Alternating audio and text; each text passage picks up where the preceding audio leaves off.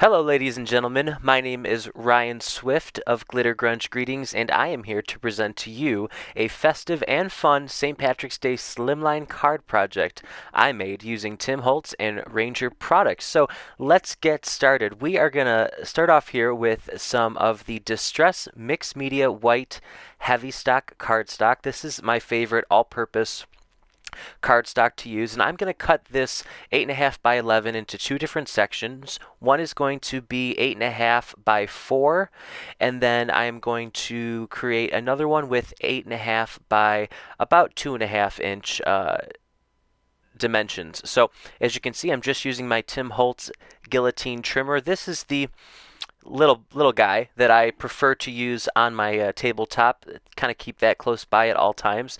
And as you can see, we have a nice strip of paper here. We're going to use some distress inks to create a beautiful rainbow blend. So I have here some picked raspberry, and I am using a Ranger blending tool along with the brand new domed foam applicators. These things are incredible. I absolutely love them. I don't know where my crafting life was without them before. So these will definitely revolutionize the way that you ink blend. And if you're having problems, definitely give these a try. They're a staple in my craft room. So I'm going in with, now this is Salty Ocean, and then in the middle there I have the Squeezed Lemonade, and as you can see we have a beautiful spectrum of the rainbow, and we only needed 3 colors to do so.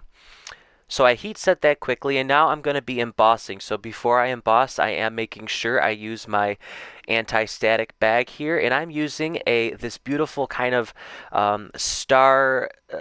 It's a star stencil. It's part of Tim Holtz's mini stencil sets, and it's this flourish of stars. They're all varying in size, and I'm using some Distress embossing ink and just a blending brush here, and I'm applying some of the embossing ink right through the stencil. And the brush is going to help me get into those fine details, and I'm going to cover this now in some Ranger gold tinsel embossing powder. As you can see, I have quite the stockpile of it, and I keep it in a tray here along with some silica gel packets.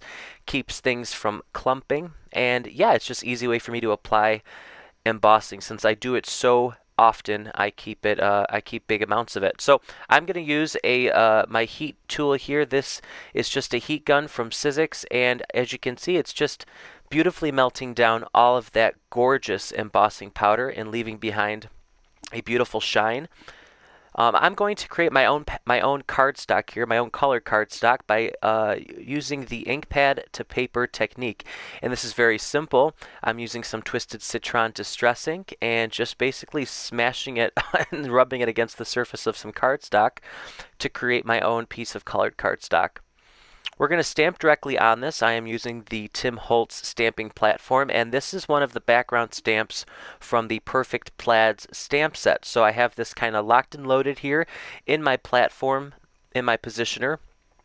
And we are going to kind of create this beautiful kind of Irish influenced plaid pattern. And this is going to be kind of our background for the entire slimline card.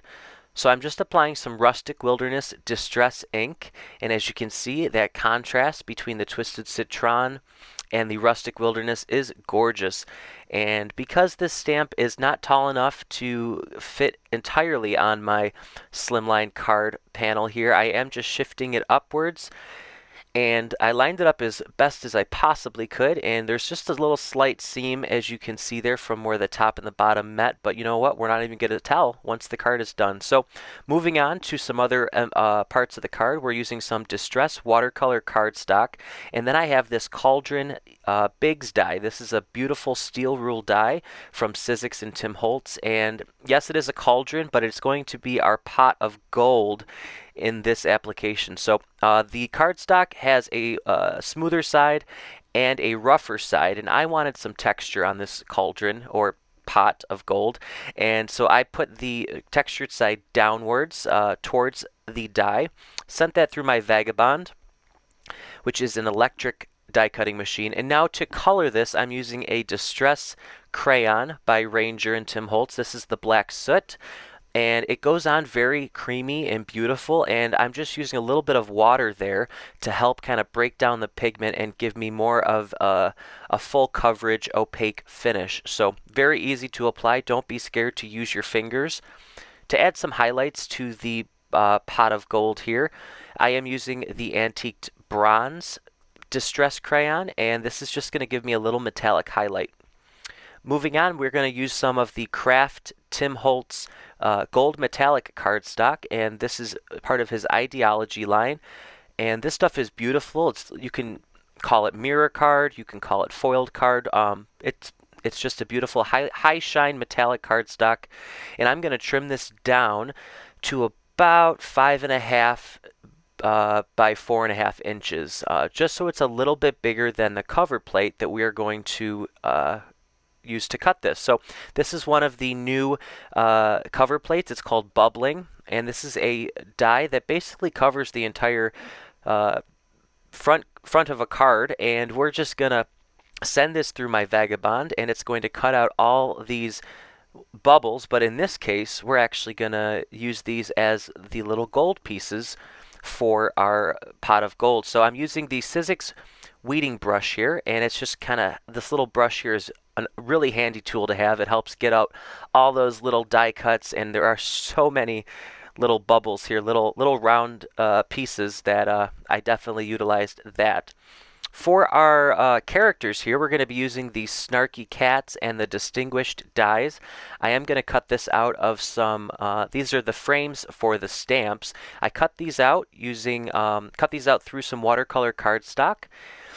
And as you can see, it's just the outline of the shapes. Now I do have the stamps that we're going to stamp afterwards, but this is the technique I use to get perfect placement, perfect stamping for my die cuts. So I wind up cutting out the dies first. Then here in my platform, I take the negative card panel here. As you can see, those holes where those die cuts were cut from, they are a perfect little marker for where to put my stamps. So the stamps kind of lock right into that negative space. So I pick up the stamps with my platform door, and then I replace the negative space with the positive parts of the die. So hopefully it makes sense. You can kind of see what's going on here in the video here. But finally here, I'm going to start stamping, and for the hat I'm going to use some Distress Oxide in Rustic Wilderness, and then for the cat, the Snarky Cat here, I'm using some archival ink, and this is in Vintage Photo. So going to stamp those down, and I'm sorry, that was in Ground Espresso. So now we have our die cuts stamped out, and I'm going to heat set those quickly just so the inks don't smear on me. And then once we do that, you can see I can just pop these right out, and I have perfect stamped placement every single time. So it's like a little key. So and then I can keep that on hand and use it time and time again. To color my cat here, I'm going to use some Rusty Hinge Distress ink, and I just smushed the ink pad onto my work surface there, and then using the Ranger water brush, this is the detailer, I just used it to apply some color to the body and the eyes of the cat. I'm going to use a little bit of Ground Espresso Distress ink here, along with a blending brush, just to sort of ink up the edges and create a little bit more dimension and contrast, and those are all set to put aside.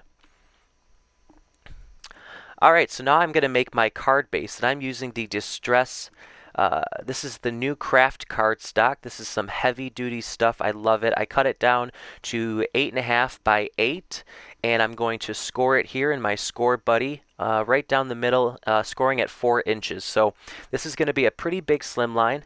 I think it's the biggest that a number 10 envelope will accommodate. So it's going to be a total dimension of 4-inch by 8.5. So it gives us a lot of real estate to add a lot of fun to it. So as you can see, that plaid panel there, I just trimmed down slightly just to give me a nice even margin. And then I'm going to ink up the edges. This is the plaid I used some ground espresso, and here I'm going in with some picket fence against the rainbow just to create a little bit more contrast and dimension. So I'm just using some double-sided tape to adhere my layers. The first layer goes down. This is our plaid background here, and then I'm lining up the rainbow panel here, and I'm going to keep some room on the bottom because that's where our cauldron is going to go. Because there's some overlap here, I'm just going to take my Tim Holtz. These are the big ol' snips here. I think they're like 8.5 or 9 inches, and just from the back end of the card, I'm just cutting off that little excess strip that's kind of hanging off there, and there we go. So I am going to have some overlapping there, and I kind of did that intentionally to make it look like the rainbow was coming in from the top and right into the cauldron. You know, the whole pot of gold at the end of the rainbow sort of narrative. All right, so for all of our little coins here, as you can see, I put them in an envelope while I was working on other things, and I pulled them out now. I'm just using some liquid adhesive to basically glue down all of my coins, and I love this because they're all kind of varying in size, so it looks very natural. And I was sort of what's the word? I was a little challenged on how I was going to sort of replicate what metal coins would look like, and once I found I had this die in my stash, it was like, I had that aha moment. So I'm just going in manually and creating a big old pile of coins coming out of the pot here, and then I'm going to throw some smaller ones kind of against the side in front of the pot, just to create a little bit more interest and kind of ground the entire image. And then finally we're going to put down our cat, and as you can see, the cat is going to be placed where it looks like he's kind of falling into the pot of gold, and I have it attached with some foam squares and a little bit of liquid adhesive just to make sure it's very secure. And then I pop that green top hat there right on his head.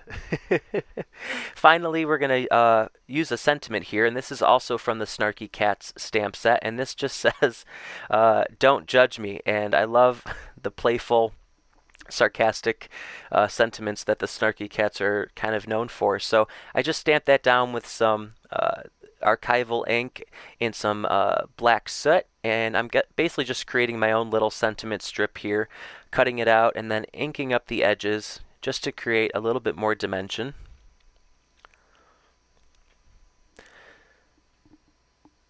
And then we're just going to glue that down using some liquid adhesive. Any kind will work. Pop that up in the top left corner. I kind of left it at a little bit of an angle intentionally just to give it a little bit more visual interest as well. And then the last final detail here is the Lucky Love impresslet, and this is an awesome little embossing folder / die. It's all in one, and I have some of the green metallic craft cardstock. I just cut that out, spritzed it with a little bit of water and fabric conditioner before I sent that through my Vagabond.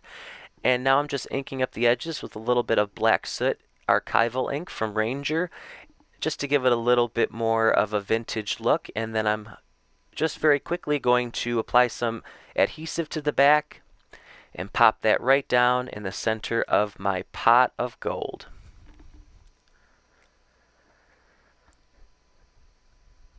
Last but certainly not least, a little bit of ground espresso distress ink all along the edges of the card is going to create a nice, beautiful vignette into the center of the card.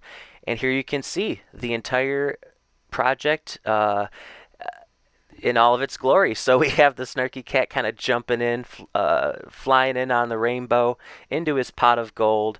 I love the way this card turned out. It's got a lot of color, a lot of sparkle, contrast. It's got all the things I love in a card project. And yes, there was a lot of steps and a lot of supplies, but all these techniques are so easy to use. All these techniques are so easy to do, and all these products are so easy to use. So I hope you enjoyed this video, and until next time, I always say be authentic, shine bright, and most importantly, have fun. Bye-bye.